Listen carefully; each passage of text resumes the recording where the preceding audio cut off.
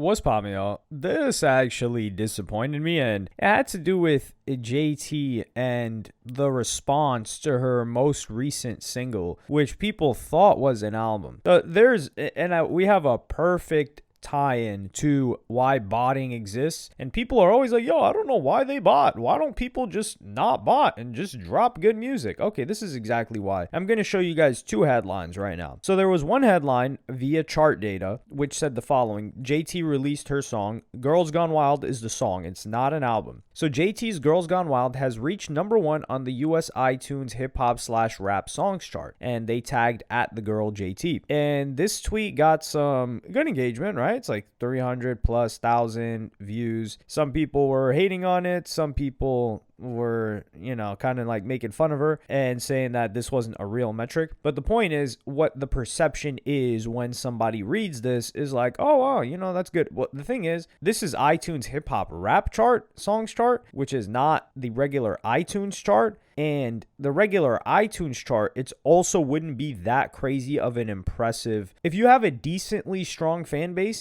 and I'm talking about like, let's say even a D tier rapper, you can get to number 1 on the regular iTunes chart because it goes by who buys the song. Now, it is a bit of a convoluted process to get to actually buying the song on iTunes because it's just not as accessible as it once was. But regardless, this stat looks good. That's the point of it. And I do believe, my belief here, I don't know if this to be true or not, is that this was a sponsored post. However, you get a random fan account, I believe a stan account. I don't know if this is a stan account or just an individual. I can't really tell because chart data also reported, keep in mind, same report, same account, JT's Girl Gone Wild earned 221,000 streams in its first full day of release on Spotify at the girl JT. And then this Twitter account says, no shade, this is so embarrassing for her. And JT deactivated. I think the deactivated part is really what makes it look worse than it is because that's the bothered part. And granted, this got me to check out the song. I didn't know that the song released. I don't really follow JT like that. I remember so I kind of get the negative news from JT and then I'll get the positive news here and there. Remember when she was going on a tour that was really, really tiny venues, but she was just building herself back up again. There was that news which people tried to aim at her and clown her for. But I remember she caught a song after that. I remember what the song was exactly. It was on this. They packaged it together with this Girls Gone Wild track. I think the song was it Alter Ego? No, that was a song that she was featured on. That was a Doechii track. The song was Ran Out, I think. I think that one ended up charting. Regardless, she ended up having a charting song at one point in the comeback of her own career, which I had to give respect where respect was due. Like she did that. And she's been grinding for a while. But when she deactivates, it's almost like, okay, this is just, she's really bothered by this. But I checked the song out. I think the video is cool. The music isn't bad. It's just really not for me. That's really all there is to it. And it's almost, I really get kind of like an Azalea Banks inspired vibe from this one song. Like the video shoot, all of that. But the numbers, right? Let's run back to the numbers. 221,000 streams the first day. Also, the fact that we're calculating first day numbers on a single platform it's getting egregious. And even DDG talked about this, where he's like, yo, come on. And keep in mind, we didn't give DDG as much grace as we're giving JT because DDG's always flexing. He's flexing numbers. He's flexing viewer count, all of those other type of metrics. So we can't just let DDG get off the hook on that one. However, with JT, I don't see that by her too much. Now, she probably has talked her trash in the past. They wouldn't be on her head top for no reason. Although these stan pages, especially if she said anything negative about Nicki Minaj or any female rapper that has a really strong fan base, they're going to come back at her like this. But the way I responded to this was, what I said was, this is why mainstream artists bot. And I say mainstream specifically because underground, there's different factions, right? There's the quote unquote underground rappers that are part of the scene, which is there's an underground scene. There's a lot of people that follow the scene and they follow a lot of these different rappers. There are underground rappers that are getting paid attention to by the people in this scene, by these like kind of smaller micro bloggers that cover these guys. And they will always be micro bloggers because when when you're covering something with such little attention, you can never really become that big. So that's one faction. There's another faction of underground artists that they're just doing their own thing. They're not really a part of a scene. They're releasing music consistently. They've got their own solo fan base. They may not collaborate too often. So one side, the underground artists, independent artists as well, because there's a lot of underground artists that are signed. So the independent ones, they're not really botting. There isn't much of an incentive to bot because their numbers aren't getting judged. They're really getting judged off of the music because their fans are like, okay, I like this guy. I'm going to listen to him. I'm going to add him to my playlist. I'm going to follow him. Versus underground, there's a lot of image games going on and they will bot because there's an incentive for them to seem bigger than other underground artists as well as potentially get signed because that's their goal. A lot of them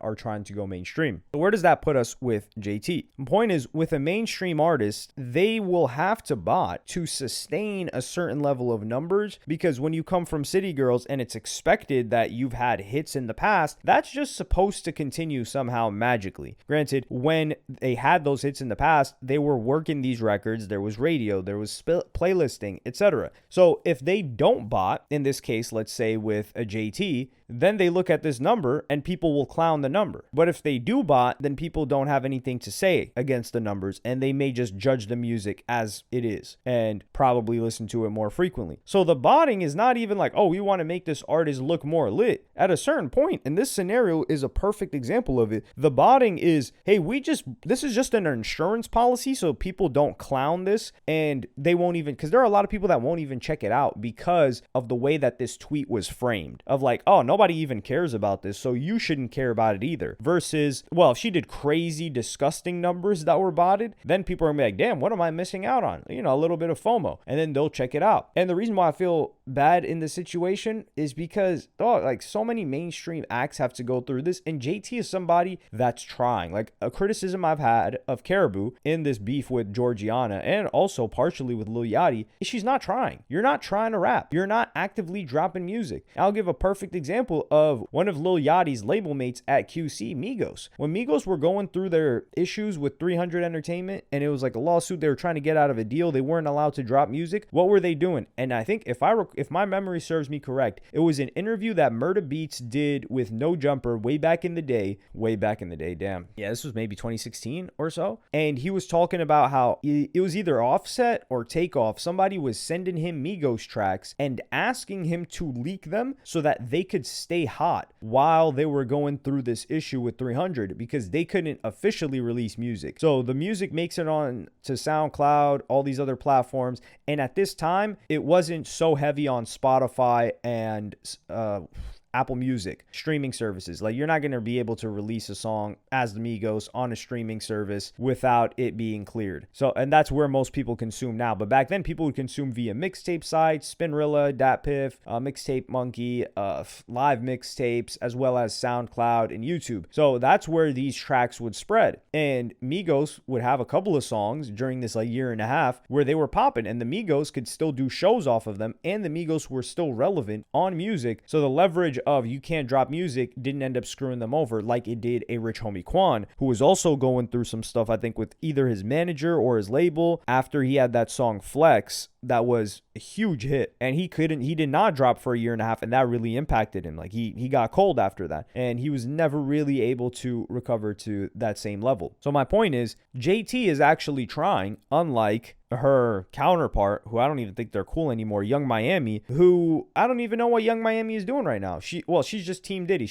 Young Miami is holding out for Diddy to get out of jail / prison. He's in prison right now. That's what she's holding out for. And she put out a whole statement after she shut her mouth through the whole case. That is her insurance policy. JT is with Lil Uzi Vert, but she's consistently dropping music. She's doing all of these shows. She's suffering this quote unquote embarrassment. I wouldn't call it embarrassment because if you don't feel embarrassed by something, it's not embarrassing. That's all there is to it. And she's just grinding it out. She's still dropping music. She's trying to make stuff shake. And that's something that Caribou's not doing. That's something that Young Miami is not doing, but JT is. And to see her deactivate, I don't know if she deactivated for this reason, but it has to be something along those lines because you've got a song that just came out like 3, 4, 5 days ago. It hasn't even been a week and you're deactivating your Twitter. What are you doing? And like, this is a perfect example. I listened to this. Like this is the example of the effect, the ripple effect.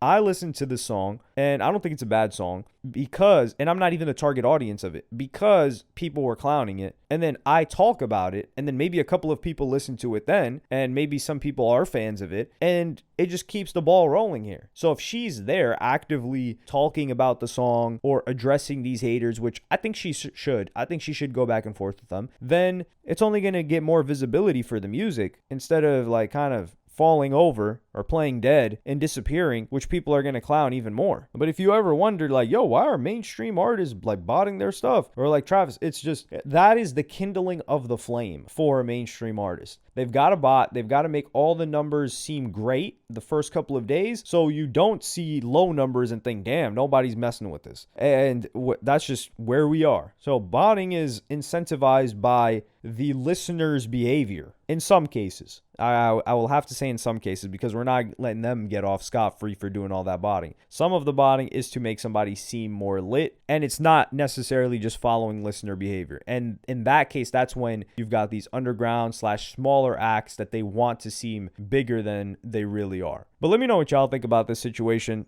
Like and subscribe and hit the notification bell if you enjoyed, and I'm going to see you on the next one.